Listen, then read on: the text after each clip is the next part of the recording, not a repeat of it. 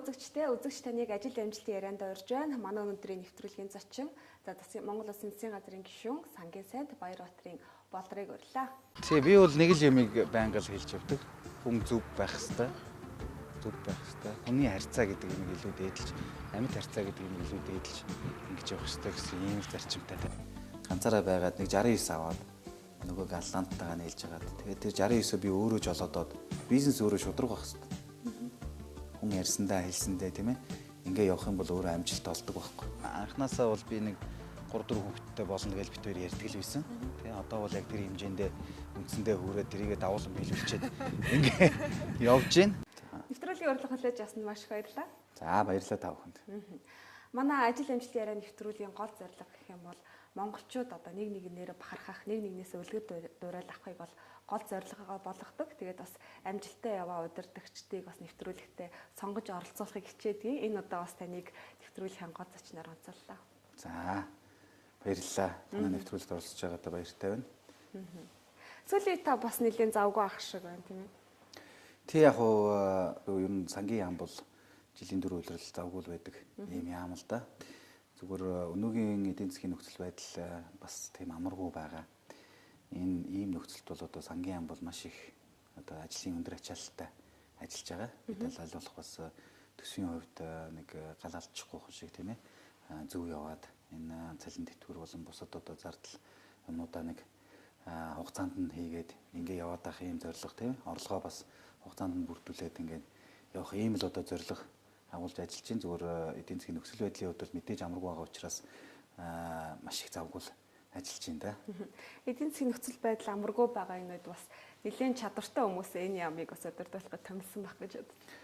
Гэхдээ яг юу ер нь юу л да эдийн засаг маань мэдээж хэрэг бид нэг зүйл дээр бол их алдаж явсан байгаа. Тэр нь юу гэхээр зөвхөн уул уурхад дээр түшгэлсэн эдийн засаг руу тийм ээ эдийн засгийн бодлогыг барьж одоо сүүлийн бараг 10-аад жил явлаа л да.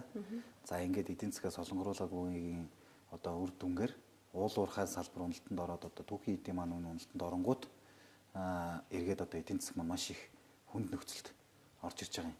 Тэгэхээр бид бол одоо өнөөдөр энийг ингээд өөрчлөхийн тулд тийм ямар ч байсан нэг одоо шинэ бодлогоор зөв бодлогоор явах юм зайлшгүй шаардлага гарч байгаа юм. Тэгээ энийг бол яг чадан ядан хийх гэж оролдож байна. Зүгээр мэдээж манай одоо сангийн яамны хамт олон бол мэрэгжлийн баг байгаа. Энэ хүмүүстэйгээ нийлээд одоо ажиллаад явж байна да. Таны баг нас хаана өнгөрсөн бэ? За Баярбаатарын болор гэдэг хүү ер нь ямар хүүхэд вэ? За баг нас гэвэл ер нь яг Улаанбаатар хот мэдээж өвөлдөө хавардаа намардаа. За зундаа бол нутагтаа Арангай аймагт одоо зуныхаа амралтаар бол Арангай аймагта одоо байсан. Тэгээ ер нь бол яг мэдээж хэрэг сургуульд одоо хотод сургууль суудаг байсан учраас хотод л одоо гол төлөв бол хотод мэдээж өнгөрсөн.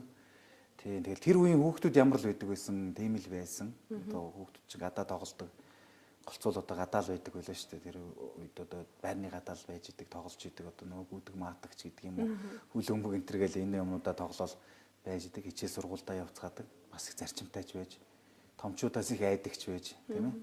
Тэгэл яг уу хичээл гэр хоёрын хооронд л ингээл өнгөрдөг, нэлээд сахилахгүй. Тийм. Одоо болроо гэж ер нь ямар байдлаар ингээд тодорхойлох вэ гэхээр нэлээд тийм сахилахгүй. Тийм л одоо тэгтээ их сурлага сайтай хөхтэйсэн. Тэгээ ямар сайндаа дүн гараад ингээ яхаар нөгөө сахилга бат дээр дандаа дунд гарчдаг. Тэгээд сахилга бат дээр дунд гарчхаар нөгөө жишээлбэл одоо 2 дугаар улирлын амралтыг хэлэхээр чинь хүүхдүүд донц гарсан хүүхдүүд бэлэг өгдөг шүү дээ. Тэр бэлэг мэлгнээс бол дандаа хоцордог. Яагаад гэвэл сахилга бат ингээд болдгоо. Ингээл явдаг гэсэн. Сүүлдээ нэг хичээж агаад нэг жил нэг тэр бэлгийг авч исэн. Нэг улирал нэг айгүй хичээж одоо айгүй томоотой байжгаад нэг жил нэг авч исэн. Тэгээ ер нь бол нэлээд тийм хөдөлгөөн. Тэгтээ одоо тийм хор хөнөөлтөй хөдөлгөөнтэй биш л дээ. Ерөнхийдөө нэг тийм юу л хүүхд байсан. Тэгээ сахилгагууд бол тийм хүүхд байлаа. Тэр хичээл номондоо бол бас нэлээд гайгүй байсан болтой юм шиг байдгийг шүү дээ. Одоо эргээл дүн мөнгө харахаар тий. За бид хоёр чинь 10 жилийн нэг ангиас нэгдүгээр ангиасаа эхлээл хамтдаа явсан хоёр л да. Тэгээд олон жил болж байна да энэ ч одоо баг 23 дахь сургууль тэр чи одоо 8 дугаар ангидаа 1-р ангид ордог гэдэг чи одоо тэрнээс хойш хичнээн жил болчихоо тийм ээ. За ер нь бол ангид нэг цөөхөн хэдэн сахилгагүй хүмүүс байдаг штэ. Тэр цөөхөн хэдэн сахилгагүй хүмүүсийн нэг бол яалтчгүй болор өөрөө байсан. Хүнд тийм хор орчуулад байдаг тийм нэг сахилахгүй байдаг шүү дээ. Хүнийг ингээд хорлоод байдаг. Тийм хорон сахилахгүй биш. Тийм нэг гайгүй тийм нэг цайлган хөгжилтэй сахилахгүй тал да. Тийм хөвгт байсан шүү. Болрын хувьд бол хэд хэдэн тийм онцгой сайхан чанарууд байдаг. Аливаа юмд бас нөгөө хэлсэндээ гэж ярьдаг шүү дээ. За гэвэл ёогүй. Аливаа нэг юм бол хэлүүл яг тэрэндээ хүрч чаддаг. Хэлсэндээ хүрч чаддаг тийм найзуудын нэг маань мөн л доо яалтчих юм уу. Тэгээ хоёрдугаарт нэг давуу тал нь юу гэдэг вэ гэхээр зэрэг болрын хувьд их багасаа тэр тооны хичээлд их сайн байсан. Тоондоо бол их толгойтой хүмүүсийн нэгд ордог байсан. Ерөнхийдөө хичээлд ер нь их онц сурлагатай. А тэр дотор тооныхоо хичээлд арай илүү давуу бусдаасаа илүү сайн юм сурлагатай хүмүүс байсан гэж хэлэх хэрэгтэй баха. Та айл хийддэг хөхт вэ? Би айлын том хүүхэд. Манайх чинь хоёулаа л да угаасаа доор нэг охин дүүтэй. Айлын том хөхтүүд их өндөр хариуцлага өөртөө юм шиг санагддаг. Том гэдэг маань арай одоо нөгөө нэг хүүхэд насанд ч одоо нөгөө насны ялгаач их илэрнэ шүү дээ. Тэгэхээр одоо дүүгээ бол нэлээд их шоглдог. Тийм л нөхөр байсан л да. Ер нь яг эмээ өвөө тал дээр ч гэсэн хамгийн том ачна. Тийм учраас яг дүүнэртэй бол их ойрхон байдаг байсан. Хариуцлагын хувьд бол мэдээж байсан л да. Байлгүй яг уу. Жохон хариуцлага муутайд бол ах байсан баг. Тий. Тэгэл ерөнхийдөө тэгэл тоглож наадал тэгэл дүүнэртэйгээ тэгжил өссөн. За зүгээр том болцсон хойно бол насан туршсан хойно бол мэдээж хариуцлага бол нэлээд ноогдно. Тийм ээ. Мэдээж эргээ заав таач гэдэг юм уу те. Бас ажилттай амьдралтай байх дүүнэртэй энэ төр гэдэг ингээд хариуцлага бол том хүүхдэд бол те ялангуяа эрэгтэй хүүхдэд бол нэлээд өндөр ноогддог болтой юм шиг харагддаг шүү дээ. Зүгээр хувийн туршлаган дээр л харж байхад. Ер нь ямар ч хүний нэг хүмүүжлийн суурь гэр бүлийн хүмүүжлээс бол тавигддаг юм шиг санагдтыг. Тэгээд танаа гэр бүлийнхний хувьд бас одоо хоёр хүүхдээ хүмүүжүүлэх тал дээр одоо баримталдаг байсан зарчим танд одоо хамгийн их сэтгэлд үлдсэн зүйл юу вэ? За яг ер нь манай гэр бүлийн хувьд бол маш их одоо юу гэдгийг манай өвөө бол жишээлбэл дандаа л те за зөв явах хэвээр хүн ер нь зөвл явж ивэл одоо нөгөө зөөлөн замбуулын гэдэг шиг ингээл ингэслэл ярьдаг байсан. За манай аавын хувьд бол үнэхээр миний одоо өнөөгийн энэ байгаа те хүнтэй харьцаж байгаа ярьж байгаа ерөөсөө эсвэл намайг хүмүүс тэгээд идэх чи даавыгаа албаар дуурайгаад байт юм уу гэж асуугаад байдгийн. Тэгээд албаар дуурайна гэж яг хүний ген чинь тэгэл дамжаал ингээл явж байгаа. Тэгээд ном их уншуулсан тэндээ бол ганц зүйлийг хэлдэг байсан л да. Тэр нь бол юу гэхээр ер нь бол нөгөө хүний одоо ерөнхий мэдлэг их сайн байх хэвээр. Хүнтэй ямар ч сэдвэр ярьсан ярьж чаддаг байх хэвээр. Тэр тал дээр бол их анхаарах хэвээр. Заавал ингээд амар бүх юмыг төгс мэдэх шаардлагагүй. Мэдээж мэрэгчлээ бол сайн байх хэвээр ч гэдэг юм те. А тэгвэл ерөнхий мэдлэг бол их сайн байх хэвээр гэдэг дээр бол хүүхдүүд дээр их анхаардаг гэсэн. Тэгэл ёстой нэг төрөл бүрийн юм ингээл уншуулаад ерөөсөө тэ баян манайх нэг юм том атластай байдаг гэсэн. Тэрэн дээр ингээд одоо бүх улс орнуудын нийслэлүүдийг цээжлүүлчихдэг байл шүү дээ. Одоо би бандтаа бас тэгээ цээжлүүлчихдэг.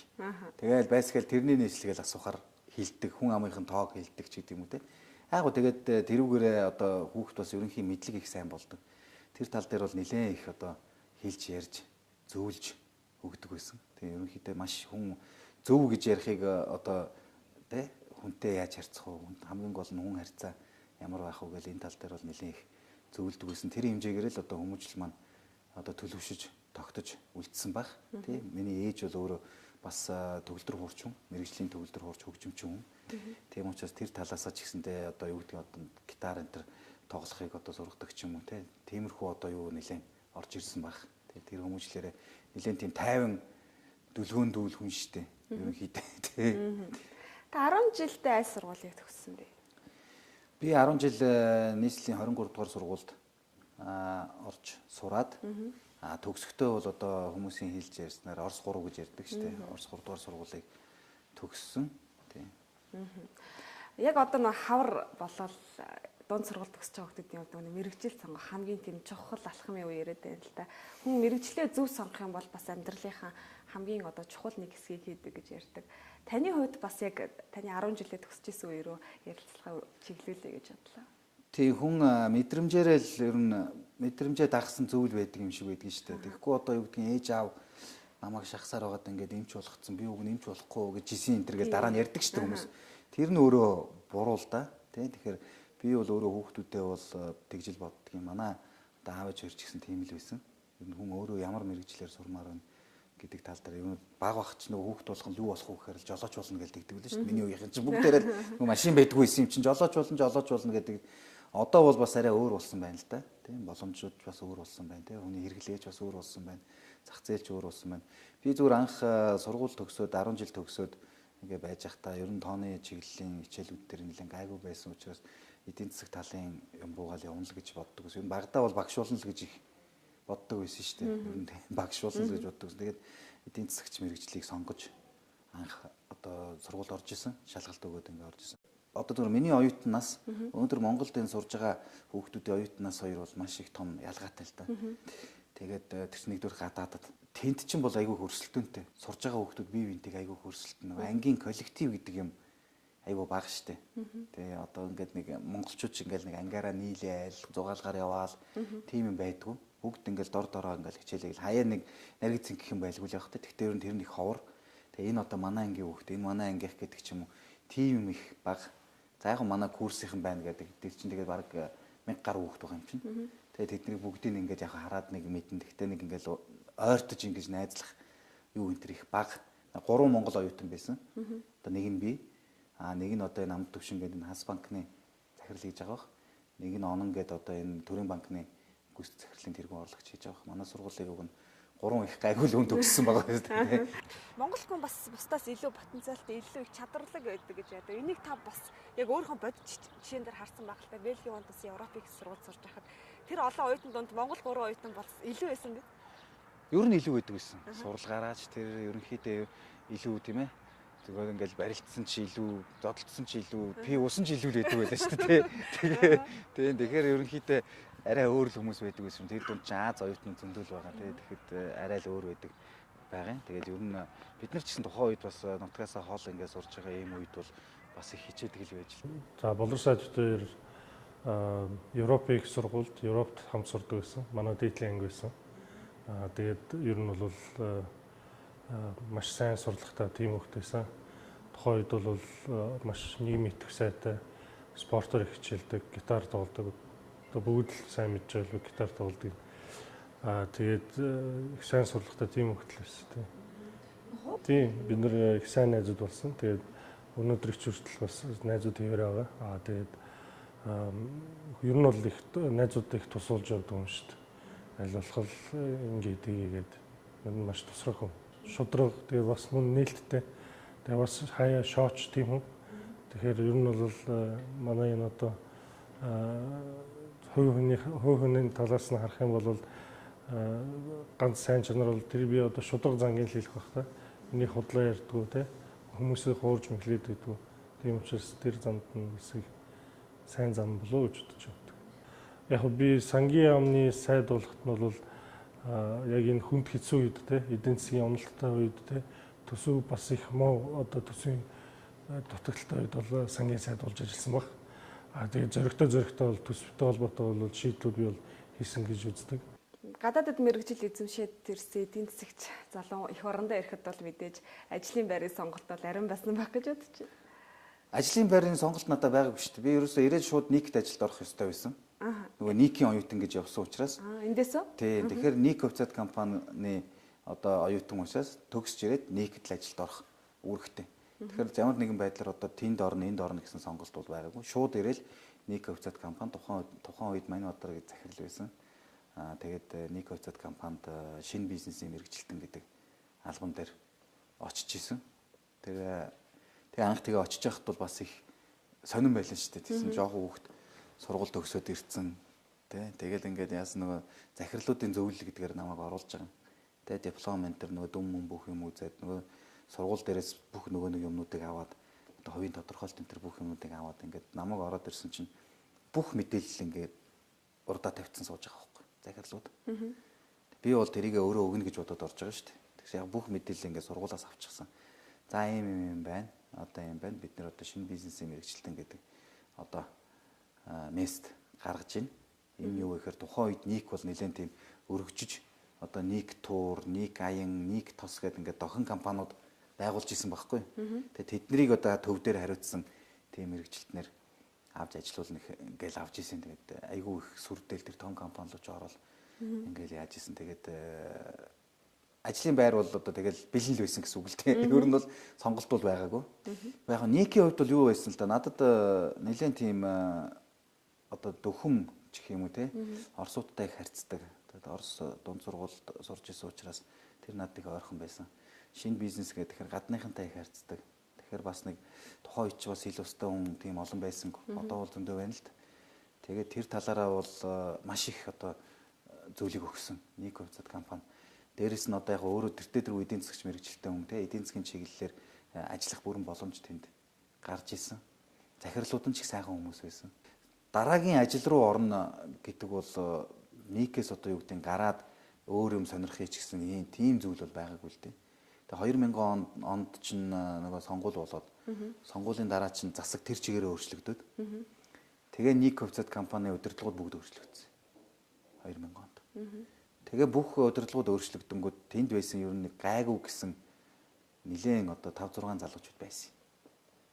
5 6 залуучууд байсан. Тэднийг бол ер нь бүгдийг явуулсан. Явуулсан. Оронд нь мэдхгүй одоо тэгэл хүмүүс аваад мэдээж тухайн үед багаал бүрдүүлчихсэн баг л та. Тэгээд л яг чаргагүй явахаар чинь хүн өөр ажил хийж эхэлж байгаа. Өөр ажил хийж эхлээд аялал жуулчлалын компани байгуулж ингээд ажиллаж үзье гэсэн ийм бодол төрөөд тэгээд Бельгид хамт сургууль төгссөн Голланд найзтайгаа нийлж аялал жуулчлалын компани байгуулжсэн 2001 онд. Тэгэл тэр компани бол ер нь нэг 6 жил бол нэлээд сайн ажилласан.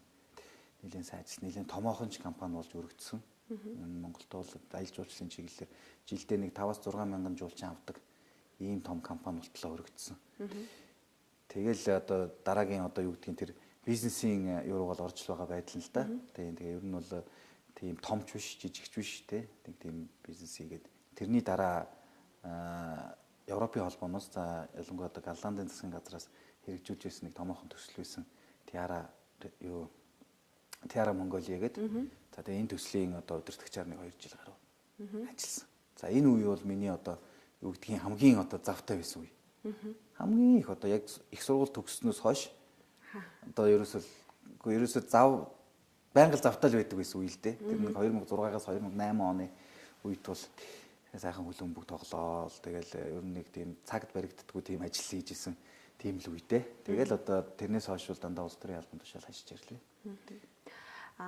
Сургууль төгсөж ирээд мэрэгчлэрээ ажиллаж байгаа дараа нь яг өөрийн гэсэн компани байгуулад авч яана гэдэг бол маш олон хүний бас амьдралыг ингээд дааж авч явахаас хүн даалгавар ирдэг шүү дээ. Та ер нь яг хуваараа ингээд бизнест хөл тавьж исэн одоо үегээ дурсаа дээрэс нь бас таны одоо баримтлагдаг байсан зарчим гэвэл та юг онцлох бол бизнес гэдэг бол өөрөө бас их хэцүүлтэй. Ер нь хүн болгон хийчих юм шиг боддог байхгүй. Гэтэл тэр өөрөө тийм амаргүй. Би өөрөө жишээ сайн бизнесмен биш. Тийм ч учраас аялал жуулчлалын бизнес эрхэлсэн байна. Аялал жуулчлалын бизнес бол шал өөр бизнес байхгүй юу? Тийм. Тэгэхдээ ер нь анх ингээд хийгээд эхэлж байхад ерөөсөө л ганцаараа байсан шүү дээ. Ганцаараа байгаад нэг 69 аваад нөгөө Голландтайгаа нийлж хагаад тэгээд тэр 69-өө би өөрөө жолоодоод юун дээрээс вокзал дээрээс хүмүүс аваад гадныхын тэр нүүр хүчтэй ирж байгаа нөхдүүдийг аваад тэгэл одоо аваа явдаг байсан. Эхний жил бол нэг тийм байдлаар ажилтдаг байсан. Тэгээд тэр жилийн өргөжөөд эхний жил бол манайх чинь нэг 50 дүүн л авсан шүү дээ. 2000 оны 100 баха. 2000 оны намар юм байна. Тэгээд явхад ер нь яг явандаа ингээд жоохон өргөжөөл те нягтлантай болоод те жолоочтой болоод өөрөө машина унж жуулчин зөөдгүү болоод тийм ээ орчуулагч энэ төр авдаг болоод тэр тийм болоод өргөжөөл ингээд явж байгаа юм л да. Тэгээд хамгийн сүүлд анх нээгээд хамгийн сүүлд одоо компани өгөх хүртлээ ингээд явхад бол манайх хамгийн сүүлд нэг 100 гаруй ажилтан албан хаагчтай хэд хэдэн газар бас бааз энтертэй болцсон ийм болтлол өргөцсөн. Тэн дээр бол зарчим юу ах вэ? Ер нь бол бид нар бизнес өөрөө шудраг байх хэрэгтэй. Хүн ярьсандаа хэлсэндээ тийм ээ. Ингээ явах юм бол өөрөө амжилт олдог байхгүй. Хоёрдугаар юм их ил байх хэрэгтэй. Тийм ээ. Одоо энэ ил тод байдал энэ төр гэл баах ярьдаг шүү дээ. Ингээ явах юм бол хүн хаана их зөв болдго. Жуулчны бизнесээс өөр бизнес рүү бол ер нь нэх ороогүй дээ. Тэ ноолор энэ төр гэж нэг орох гэж оролдоод угаасаа нөгөө чадахгүй спортоор гэдэг шиг тэгээд болохгүй тэгэл болж исэн. Тэгээд 2006 оноос хойш бол ерөнхийдөө яг хувийн компани ажил бол явж л байгаа шүү дээ. Тэ одоо болор улс төрд орлоо гэд компанийн ажил үйл ажиллагаа зогсохгүй шүү дээ. Явж байна. Гэхдээ өөрөө бол ер нь их оролцох тийм юугүй болцсон, сонирхолжгүй болцсон. Тэгээд манай одоо гэр бүлийн бизнес бол тогтчихсон. 5 жилийн өмнө хэдэн төгрөгийн орлоготой байдаг гэсэн одоо яг хэвээрээ. Тийм. Тэгээд тэр нь одоо юу гэхээр манай гэр бүлд бол болж идэг. Тий? Манай одоо нөгөө юу гэдэг гэр бүлийг аваа явуучих хэмжээнд бол ямар ч асуудалгүй. Тэгэл байж идэг. Дээшээ явдагчгүй, доошоо буудагчгүй нэг хэмжээнд дээрээ тогтсон. Ийм л баг. Бас чадварлаг хамт олныг бүрдүүлж чадсан байж. Тийм л одоо тий. Ерөнхийдөө бол яг эдийн засгийнхаа өсөлт уналт тий энэ бүх юмтай уялдаж л өгнө явах ёстой л доо. Гэтэл манайх бол ерөнхийдөө ингээд нэг тогтчоол ингээд байгаад байгаа. Үүний дараа та бол улс төрд орсон. Таныг тэгээ улс төрд ороход гэрийнх нь хэрхэн хүлээж явсан бэ? Ялангуяа аав, өвөө гэд танах бол яг гэрээр 3 үеийн сайд гэдгээр бас их онцлог аж юм. Өвөө Сэд Учир 1965-аас 1973 онд бүгд найрамдах Монгол ард улсын хүнс хөнгөн үйлдвэрийн яамны орлогт сайд. 1973-аас 1988 онд ой модны аж үйлдвэрийн яамны эдийн засаг эрхэлсэн орлогч. Аав Баярбаатар 1990-ээс 1992 онд Монгол улсын үйлдвэр худалдааны сайдын албыг тус хашиж байжээ. Тэгэхээр яг 3 үеийн гэдэг бол цэвэр одоо ёстой нөгөө хувь тохиолдлын юм байгаа баг. Ягаад тэгэхээр бид чи 20 жилийн зайтай 3 өөр үед хийж исэн ямар өвлөгддөг албан тушаал биш шүү дээ. Одоо яг сүүлийн үед ганц нэг тийм ажиглагддаг баг. Тэр үед чинь тийм юм байхгүй л дээ. 60 он, 90 он, 2010 он гэдэг ингээд 20 жилийн зайтай л бид энэ албыг хашсан байдгийг. Тэгээд улс төр гэдэг маань өөрөө жишээл манай өвөө аав хоёр бол улс төрчд байгаагүй шүү дээ. Тэр үеийн сайд нар ч улс төрчд байгаагүй байхгүй юу? Тийм мэрэгжлийн одоо юм хүмүүс байсан. Тэгээд тэр хоёр маань одоо ямар нэгэн байдлаар тухайн үед намайг ингээд улс төр би улс төрд ороод ингээд арцсан намын гишүүн болоод ингээд явж ийн энэ гэж тэр хоёрд нэг ярьдагчгүйсэн. Тэр хоёр бол тэртээ тэргүй өөр намын гишүүд байлаа шүү дээ. Тэгээ өөр намын гишүүд байлаа. Ялангуяа манай өвөө бол намайг ямар сандаа 2008 онд дэд сайд болчоод 2009 оны улсын ерөнхийлөгчийн сонгуулиар та одоо би одоо арчсан намаас дэд сайд болцсон байхад та одоо арчсан намын нэр дэвшигчийг дэмжин үсттэй би ч одоо таны хамгийн хайртай аж үсттэй гэсэн үгүй тийм байхгүй би усгалт намдаа өгнө гэж явж ирсэн тийм л хүн шүү дээ. Тийм тэгэхээр тэр хоёр маань ямар нэгэн байдлаар чи улс төрд ордог чинь зөв буруу тийг гэж бол тийм юм яриаггүй. Ерөнхий одоо зөвлөгөөг бол өгдгөлдөө ерөнхий амьдрал дээр чи ингэх ёстой тэгэх ёстой ч гэдэг. Тэрнээс яг улс төрийн хувьд бол нэг тийм юм байгаагүй. Улс төрд орохдоо ч гэсэндээ ер нь нэг айхтар одоо бүр амар ингээл улс төрч болъё гэдэг тэгэж биш хүн итгэл үнэмшлээрээ тийм итгэл үнэмшил маань өөрөө юу байсан гэхээр чөлөөт зах зээлийн нийгэм тийм ээ чөлөөт зах зээлийн эдийн засаг энэ зөв явах ёстой гэдэг ийм л өөрөө итгэл үнэмшил байсан. Энийг хэрэгжүүлэх нам нь бол миний хувьд бол арчилсан нам санагдсан л та.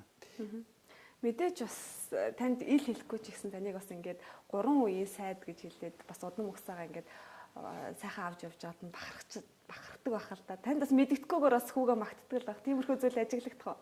Гэхдээ одоо ер нь намайг магтчихсэн бол би нэг мэддгүй шүү дээ. Ер нь ялангуяа манай аав бол ер нь тэр тал дээр их одоо магтаалын үгэндээ их харам хүн шүү дээ.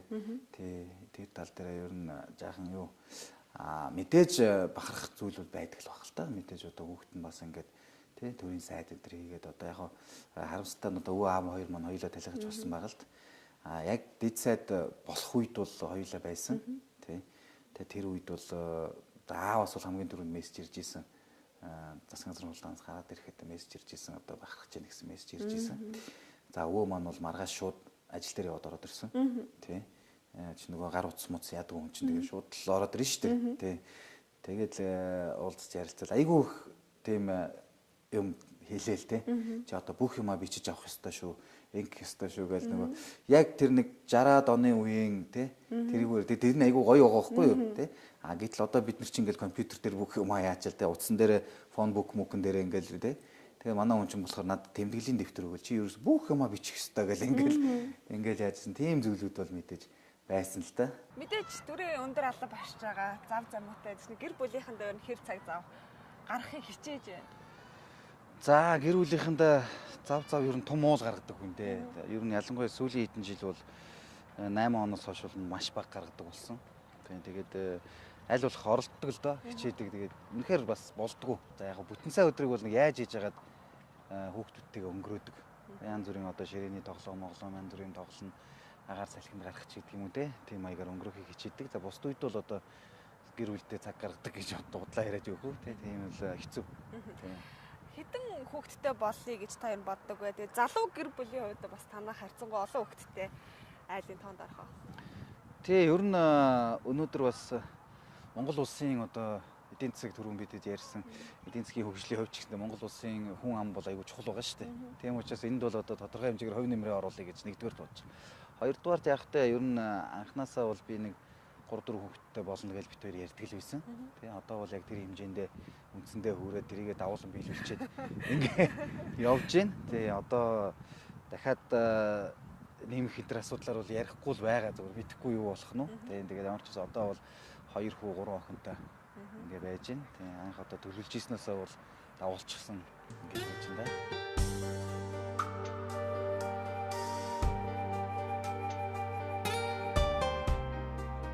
Бид хоёр ч одоо 5 хүүхэдтэй шүү дээ. Одоо бол тэгээ яг хич нэг гаргаад нэгдүгээр удангаа авчил тэгэл одоо ч тэгээд залуу гэжтэй одоо 36-7-наас хүрчлээ тэгээд ер нь бол ахаад нэгийг гаргаад тэгэл болно л гэж бодчих та. Миний хувьд бол хамгийн их бахархдаг зүйл бол одоо ийм залуу настай өдөө амжилттай явж байгаа. Тэгээд сурсан мэдсэн боловсрал болно бол хинч гологдохооргүй. Тэгээд дээрэс нь бол ямар ч хэсэн гэр бүлдээ бол халамжтай ингээ сайн хань байж чаддагт нь бол миний хувьд бол маш их бахархаж явдаг.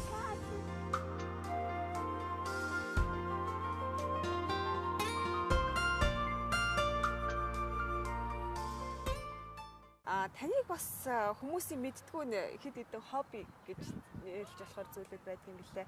Би бас сонсч ирсэн Сочигийн олимпиадаар хоккейг тэмцээний тайлбарлах бас мэрэгжлийн хэмжээнд тайлбарлах мэдлэгтэй хүн ховороос учраас таныг тайлбарлаж ирсэн гэж сонссон. Тий яг хоо хоккей спорт өөрөө миний бас нэлээд том хобби л доо. Одоо ч гэсэн байнга үзэж идэг. Бүх юм уншаал ер нь спортын хоббитэй л хүн л дээ. Өөртөө нөгөө шадар даамнаас бусдын л гэдэг шиг бүгдийг үздэг, сонирхдаг, уншдаг. Тийм тэгээ хоккейн хувьд бол нэлээд тийм багасаа одоо сонирхож аа маань бас намайг их дуртай болгосон. Тийм ч учраас их хурлын даргатай хамт гадаад ажиллалаар явж байхад их хурлын дарга бид хоёр хамт хоккей үзсэн. Тэгээд их хурлын дарга одоо энэ хол дарга хоккей үзэж байхад би ингээд тайлбарлаад байсан баг. Ийм ингээд. Тэгээ яг тэрний дараа Сочигийн олимп болсон. Тэгээ Сочигийн олимп болоод энэ хоккей тайлбарлах асуудал ингээд твиттерээр яригдсан чинь энх бол дарга та нар болроор тайлбарлуул гэж хэлсэн юм билээ. Тэгээд нөхдүүд надтай холбогдоод тэгээд тайлбарласан зүгээр мэрэгжлийн төвшөнд их наашаа. Тэгтээ бас чадах чинь нэгээр л тайлбарлаад явсан л да. Тэгээ өөрөө дуртай болохоор тэгээ бас мэддэг болохоор ер нь бол айгүй их тийм уншиж сонирхдаг учраас бас тодорхой хэмжээнд мэдчихсэн баг л да. Таныг бас хөл бөмбөг тоглох дуртай бор сонирхчтой багт байсан гэж ярьдаг. Тэгээд сүүлийн үед бас манай хөл бөмбөгийн спорт сайн хөгжиж байгаа шүү дээ. Хөл бөмбөгийн хувьд бол спорт маань хөгжихөөс гадна манай монголчуудын хөл бөмбөгийн мэдлэг маш сайн болоод байна шүү дээ. Одоо ер нь нэр юмгүй тийм ээ. Айгүй их одоо хөл бөмбөг үздэг болсон байна. Тэгээ яг хөл бөмбөгийн хувьд бол спортын хувьд ер нь баг их олон спортоор хичээлжсэн. Тэр үуч нөө секц гэж байдаг байлаа шүү дээ. Тэгэл хөл бөмбөгийн секц, хоккейн секц, волейболын секц, бүхийн секцэнд хүртэл явж лээсэн. Тэгээ теннисний секцэнд явж ирсэн. Тэгээ ер нь спортын бүх төрлөөр л оролддог байсан бол та. Юм шиг байгаа зөв хөл бөмбөгийг бол арай илүү сонирхож тоглож ирсэн. Оюутан байхдаа ч гэсэн сургуулийнхаа багт бас нэлээд эргүүлэх хэмжээнд бол тоглож ирсэн. За төгсч ирээд бол энэ лигүүдэд бол нэлээд тоглосон. Одоо бол бас тоглож чадхаа болцсон байлээ. Тийм. Таныг бас хөгжимд нэлээд сонирхолтой гитар сайн тоглодог гэж сонссон. Гитар сайн тоглодог. Яг хөгжим сонирхолгүй хүн ч гэж байдаг бол байх л та тийм ээ. Гитар сайн тоглодог гэхийн хувьд бол яг гитар оролддог. Тэгээ гитар гэдэг маань бас их учиртай л да. Манай ээж өөрөө мэрэгжлийн төгөлдөр хуурч юм. Хөгжим бүжгийн дунд сургуульд бас их олон жил төгөлдөр хуурын багш хийсэн. Надад одоо төгөлдөр хуур заах гэж их оролддог байсан. Би төгөлдөр хуур жоохон сонирхолгүй. Тэгээд аав маань зайлуул тэгж хэлдэг байсан байхгүй. Болроо чи төгөлдөр хуур сураад хэрэггүй. Чам шиг царай муутай хүн зүгээр гитар дараа сурчих. Тэгээд гитар дараа сурчвал ингээд амар одоо ийтэнд ингээд гитар аваа явж явах чи боломжийн шүү дээ. Тэрнээс чи ямар төгөлдөр хуурыг чирээд ингээд аваа явах биш. Тэгээд ч төгөлдөр хуур сурах гэж чи эрэгтэй хүн сонин харагдана. Чи ер нь сайхан гитар дараа сурчих гэ. Тэгээд л гитар дараа сурсан юм шиг байгаа. Бас яг энэ чиглэлээр Монголын урлагт бас нэг өөрийнхөө хувь нэмрийг оруулсан. Медэнс хамтлагийг бас одоо байгуулахад бас үүрэг оролцоо их байсан гэж. Яг бид нар найзууд л та. Тийм. Тэгээд байгуулсан гэх нь хаашаа байгуулагдаж явах үед нь найз болсон. Тэгээд бид нар хамт их нийлдэг байсан тухайн үед. Нийлж одоо тэр бичлэг хийх бүх юмд нь оролцоод ингээ явдаг байсан. Одоо энэ төр ингээл бид нар чинь тэд нар бэлтгэл хийж яхад нь хамт ингэж байгаа л тий. Ингээд ерөнхийдөө их дотн найзууд. Тийм. Тэгээд тэр үедээ бас тодорхой хэмжээгээр дэмжиж туслах боломж байх гаруул одоо дэмжиж тусалдаг байсан. Зарим нэг одоо гэрээ контракт энэ төр хийхэд нь бас оролцож одоо хилцээр энэ төр хийхэд нь оролцож явсан л та. Тэгээд нэвтрүүлэгт өнөөдөр сангийнхаа сайдыг бид уурч чадсандаа их баяртай байгаа. Тэгээд бас залуу хүн боловсралтай, мэдлэгтэй жинхэнэ нэг ажил амжилтын ярианд оролцох зочноо уурсандаа их баяртай байгаа. Тэгээд таны бас амьдралдаа баримталтай гол зарчмыг сонсоод нэвтрүүлэг өндөрлөе гэж бодлоо. Тий, би бол нэг л юмыг байнга л хэлж явдаг. Хүн зөв байх хэвээр. Зөв байх хэвээр. Хүний харьцаа гэдэг юм илүү дээдлж, амьд харьцаа гэдэг юм илүү дээдлж ингэж явах хэвээр гэсэн ийм л зарчимтай ажиллаж явдаг. Тэрнээс хүний боловсрал, мэдлэгч гэдэг юм уу те. Энэ бүх зүйл бол одоо энэ амьдралын явцад одоо авж байгаа зүйл. Хүн өөрөө анхны одоо суур хүмүүжил маань зөв байж иж энэ нийгэмдээ зөв төлөвшөж, зөв амьдарч цаашлаад одоо улс орноо хөгжүүлэх юм уу те. Энэ бүх ажилдаа бол илүү амжилт гаргадаг байх л гэж боддог шүү дээ. Тэрнээс одоо би ч нэг тийм янз бүрийн одоо хүмүүс шиг цэцэн зэлмэг үг тийм юм байхгүй шүү дээ. Тэгээд тийм энгийн дүүл таварш байхгүй. За маш их баярлалаа. Нэвтрүүлгийн урилга хүлээж авсанд баярлалаа. Үнтэй гэр бүлтэйгээ бас сайхан өнгөрөх цагаас нь хүмсэлсэн дуучлаарай. Ард эргүүлэх хамгийн сайн сайхан хүсье. За баярлалаа. Та бүхэн ч гэсэн амжилт хүсье. Баярлалаа. Баярлалаа.